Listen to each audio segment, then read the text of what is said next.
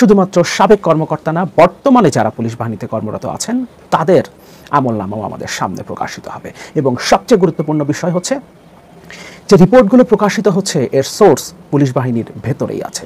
কথা বলবো কিভাবে পুলিশ বাহিনীর ভেতর থেকেই এই খবরগুলো গণমাধ্যমে চলে আসছে। তার মানে পুলিশ বাহিনীর ভেতর থেকেই যেহেতু এই অনুসন্ধানী প্রতিবেদন করার ক্ষেত্রে সহযোগিতা করা হচ্ছে, সুতরাং এটাকে এত সহজে এভাবে প্রেস বিজ্ঞপ্তি পাঠিয়ে থ্রেট দিয়ে থামানো যাচ্ছে। 12 লাখ টাকার ছাগলকাণ্ডে বেরিয়ে আসা রাজস্ব কর্মকর্তা জনাব মতিউরের সম্পর্কে অনেক তথ্য এখন আমাদের সামনে আসছে। তার সম্পদের যে বিরাট ফিরিস্তি, যেটা আমরা আসলে হাবুডুবু খাবো, একটু হাবুডুবু খাই। আজ আমরা নির্দ্বিধায় বলতে পারি, বাঙালি জাতির জীবনে যে দুটি সর্বশ্রেষ্ঠ অর্জন, সেটা আওয়ামী লীগের হাত ধরেই।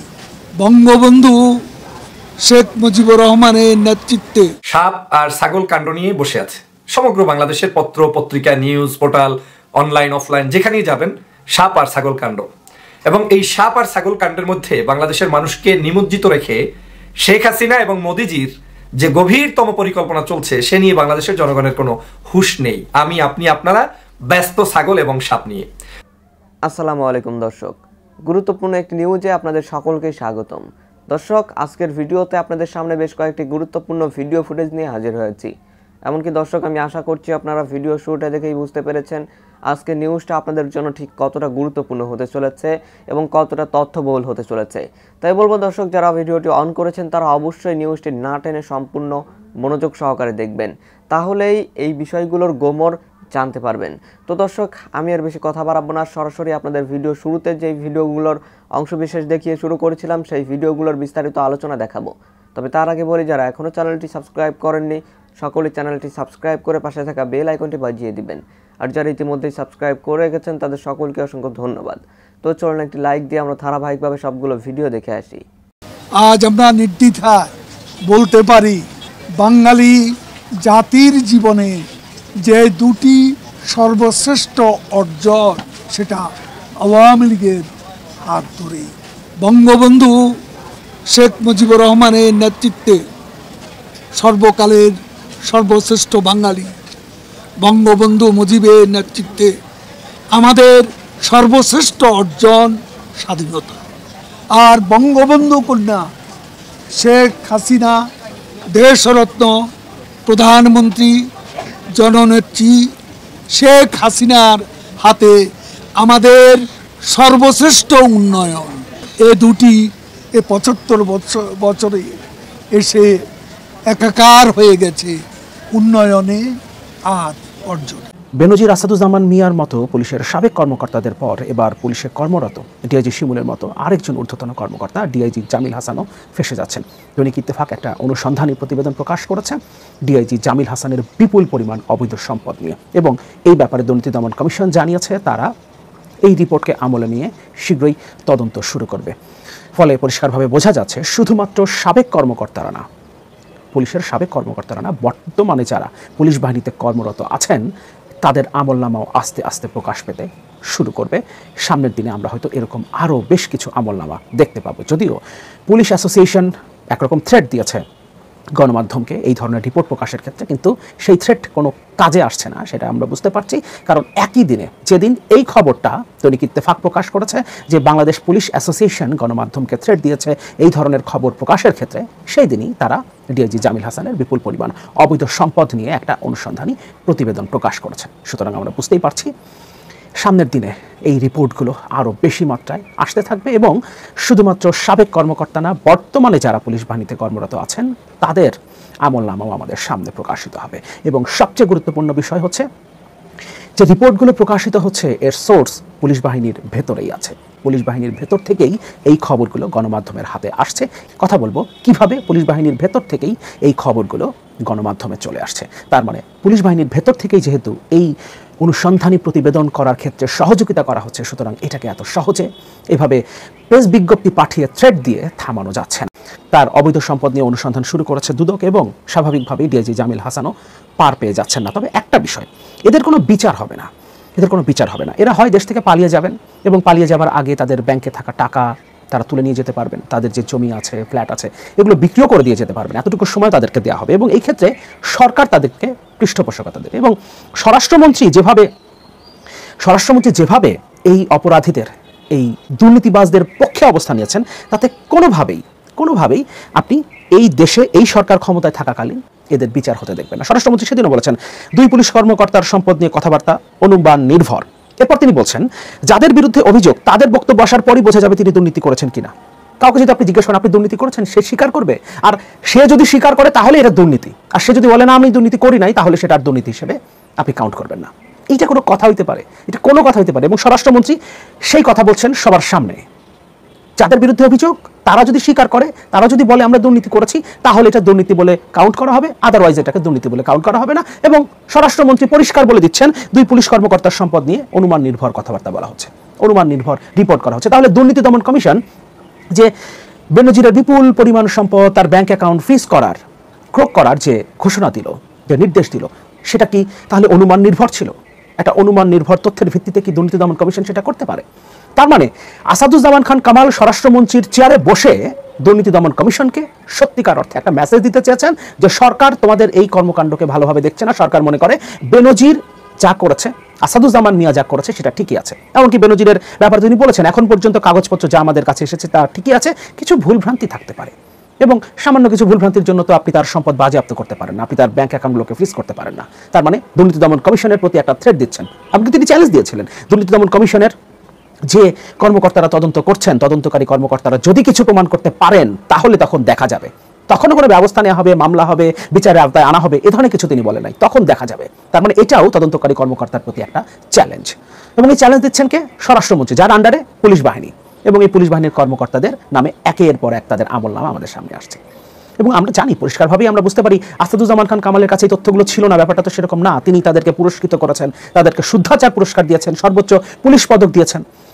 সুতরাং এই কর্মকর্তাদের ব্যাপারে তার কাছে কোনো তথ্য আগে থেকে ছিল না তা তো না। সুতরাং এই তথ্যগুলো থাকার পরেও সরকার তাদেরকে শুধু বাঁচাতেই চায়নি, তাদেরকে দুর্নীতির সুযোগ তৈরি করে দিয়েছে। এটা তো আসলে একজন আরেকজনের পরিপূরক। এই পুলিশ বাহিনীর কর্মকর্তারা যাদের আমলনামা আমরা এতদিনে দেখছি, তারা এই সরকারকে অবৈধভাবে ক্ষমতায় টিকিয়ে রেখেছিল এবং তার বিনিময়ে তাদেরকে যে কোনোভাবে সম্পদ অর্জনের লাইসেন্স দিয়ে দিয়েছিল সরকার, এবং সেটাকে কাজে লাগিয়েই তারা এই বিপুল পরিমাণ অবৈধ সম্পদ করেছেন। এবং পুলিশে এখন কর্মরত একজন ডিআইজি, এর আগে ডিআইজি শিমুলের কথা আমরা জেনেছিলাম, এবার আমরা নতুন করে জানলাম আরেকজন ডিআইজির নাম ডিআইজি জামিল হাসান। আরেকটা গুরুত্বপূর্ণ বিষয় হলো বাংলাদেশ পুলিশ অ্যাসোসিয়েশন যে প্রেস বিজ্ঞপ্তিটা গণমাধ্যমে পাঠিয়েছে, সেটা যদি আমরা ভালোভাবে লক্ষ্য করি তাহলে বুঝতে পারবো পুলিশের ভেতরে নার্ভাসনেস কাজ করছে।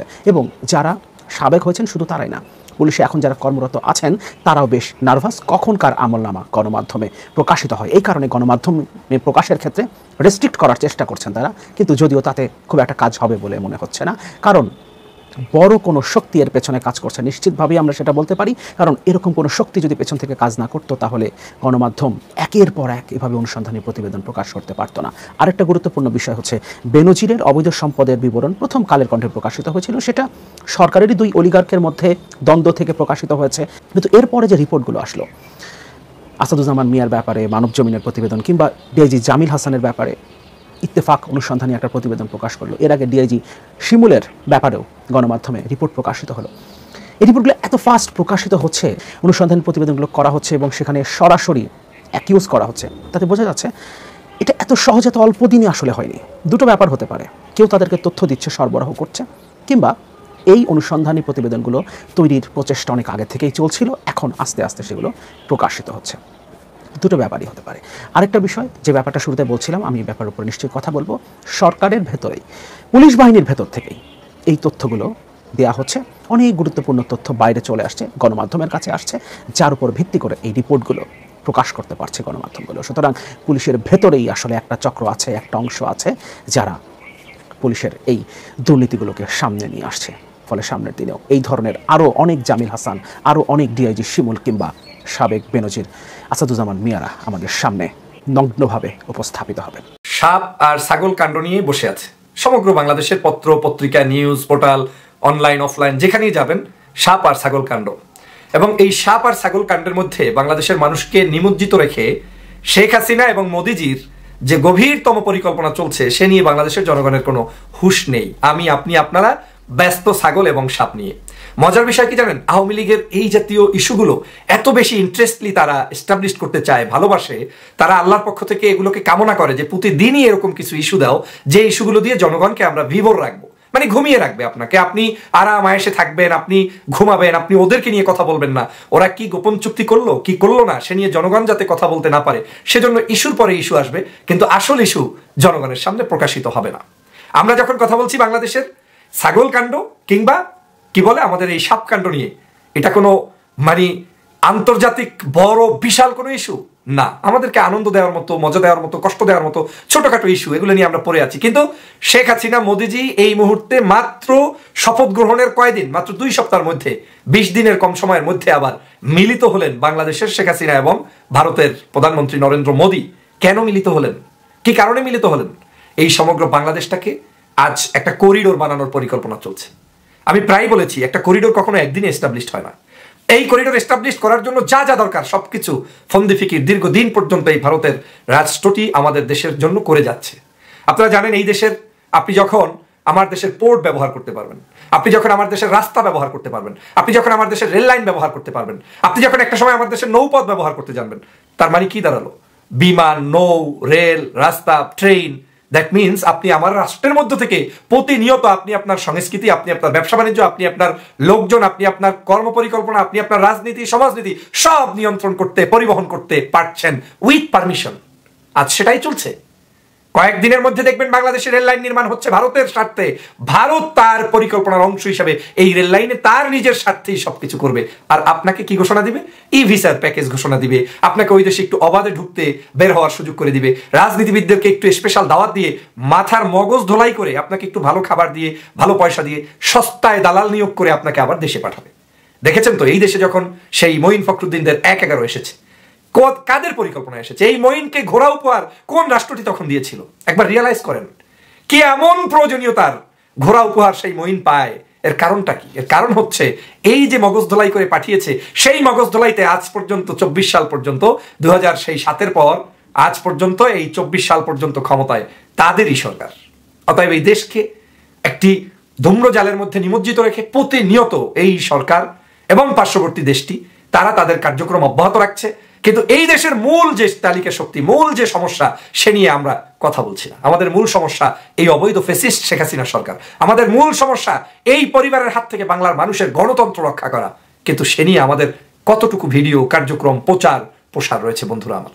এমনি এমনি পরিবর্তন আসবে কখনোই আশা করে বসে থাকলে সেটা হবে বোকামি। কারণ এই দেশে কখনোই এমনি এমনি পরিবর্তন আসে নাই। আমার দেশের কল্যাণ কখনোই এই আওয়ামী লীগ কিংবা আপনার যারা এই আওয়ামী লীগকে নিয়ন্ত্রণ করে তারা চায়নি। আমরা সবসময় ফরেন পলিসিতে বিশ্বাস করি, পৃথিবীর সকল রাষ্ট্র আমার বন্ধু হতে পারে, কিন্তু রাষ্ট্র যদি বন্ধু হতে গিয়ে শত্রু হতে যায় তখন তো আর বন্ধুত্ব থাকে না।